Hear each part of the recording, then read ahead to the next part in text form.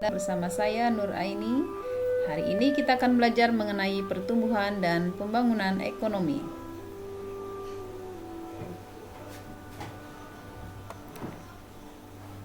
Pengertian pertumbuhan ekonomi. Pertumbuhan ekonomi merupakan proses naiknya output per kapita dalam jangka panjang atau perubahan tingkat kegiatan ekonomi yang terjadi dari tahun ke tahun.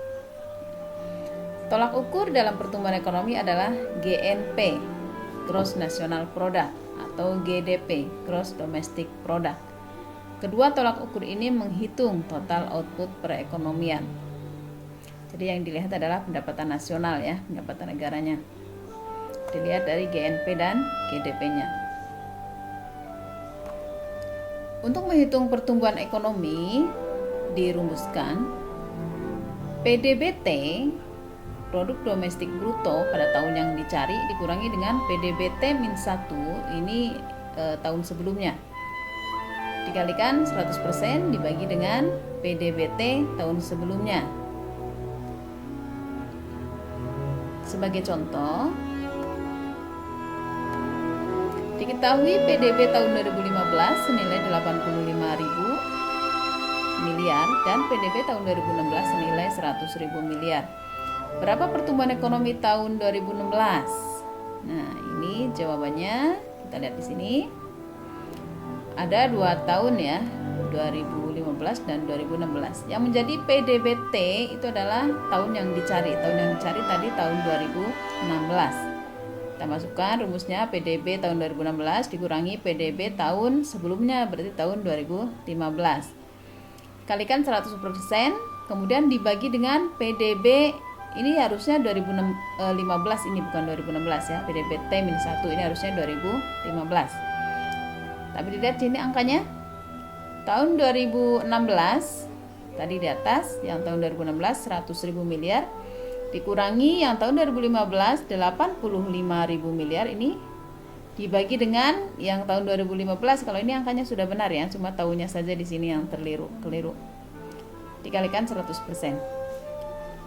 Nah, untuk mengerjakan ini langkahnya adalah dikurangi dulu. Ini tidak boleh 85 dicoret 85, tidak boleh ya. Jadi dikurangi dulu. 100.000 dikurangi 85.000. Ketemu 15.000. Bisa dikalikan 100% dulu atau bisa dibagi dulu. Nanti hasilnya sama.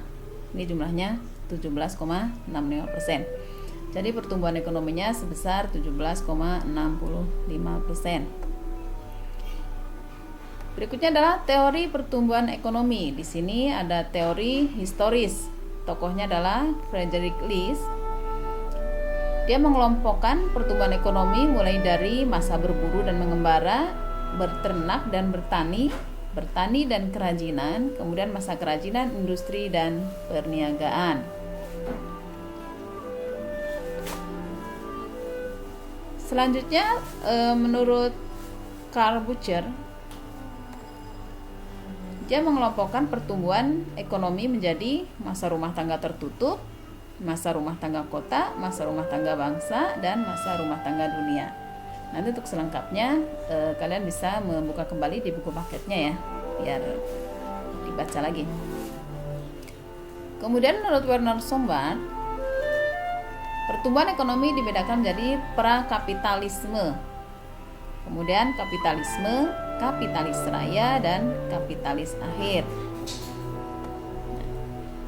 Menurut W.W. Rostow, nih biasanya dikenal dengan W.W. Rostow ya, pertumbuhan ekonomi dilihat dari masyarakat tradisional dulu, kemudian prasyarat untuk lepas landas, perekonomian yang matang, dan baru konsumsi tinggi. Nah, kemudian kalau tadi adalah teori pertumbuhan ekonomi historis ya. Kalau sekarang yang klasik.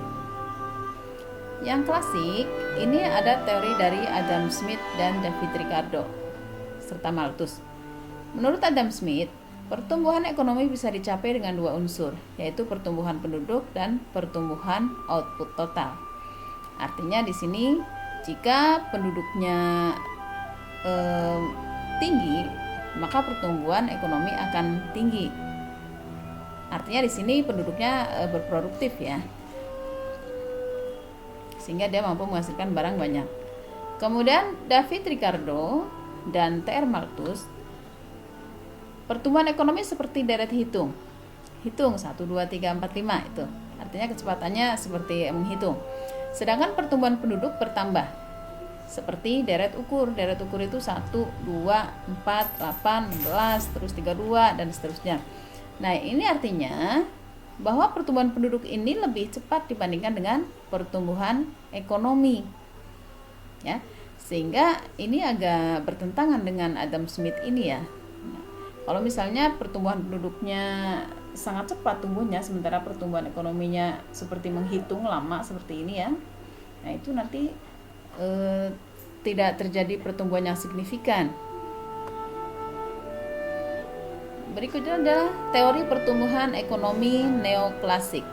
Nah, ini tokohnya Robert Solow dan Harold Domar. Menurut Robert Solow, pertumbuhan ekonomi akan tercapai jika ada pertumbuhan output. Pertumbuhan output dipengaruhi oleh modal dan tenaga kerja.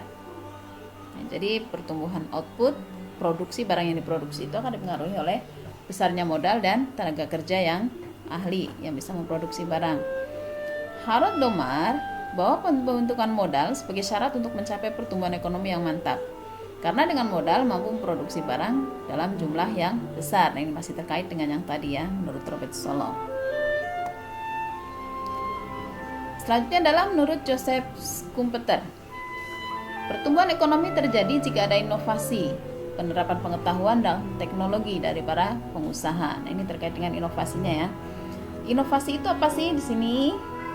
Pengaruhnya diperkenalkannya teknologi baru, menimbulkan keuntungan yang lebih tinggi, menimbulkan imitasi inovasi yang dapat meningkatkan hasil produksi. Jadi imitasi juga tidak selalu berdampak negatif ya, karena kalau ada baiknya juga imitasi itu sehingga meningkatkan hasil produksi. Imitasi kan tiruan-tiruan ya. Faktor yang mempengaruhi pertumbuhan ekonomi adalah faktor sumber daya alam, sumber daya modal, sumber daya manusia, dan teknologi. Nah, lalu di sini apa sih perbedaan antara pertumbuhan ekonomi dengan pembangunan ekonomi? Pembangunan ekonomi memiliki cakupan lebih luas dibanding pertumbuhan ekonomi. Terus, negara yang mengalami pertumbuhan ekonomi belum tentu mengalami pembangunan ekonomi. Karena pertumbuhan ekonomi hanya melihat besar kecilnya tingkat PDB atau penghasilan negara, sedangkan pembangunan ekonomi melihat pendapatan per kapita disertai perubahan struktur ekonomi. Kalau pendapatan per kapita itu kan dibandingkan dengan jumlah penduduknya.